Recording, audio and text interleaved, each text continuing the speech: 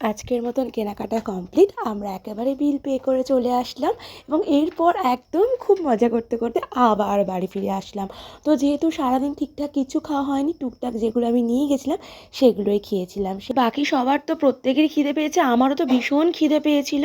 তো সেই জন্য ঠিক করা হয়েছিল এবং আমাদের যে দাদা গিয়েছিল গাড়ি নিয়ে তাকে বলেছিলাম যে ভালো কোনো দোকান দেখে দাঁড়াতে, আর পারা যাচ্ছে না। দাদা একটা ভালো ধাবা দেখে দাঁড়ায় এবং আমাদের প্রত্যেকেই বলে যে আমরা রুটি খাবো, এই সময় অন্য কিছু খাবো না।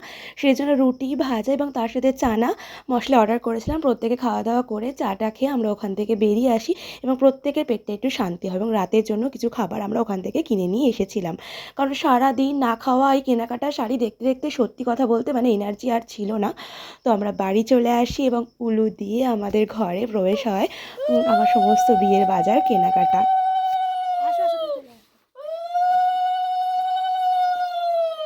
সত্যি বলতে বাঙালি বিয়ের এত নিয়ম, আমার প্রত্যেকটা রিচুয়াল এত ভালো লাগে, তোমাদের কি বলবো। আর তোমাদের পুরো ভিডিওগুলো দেখে কেমন লাগলো অবশ্যই জানিও।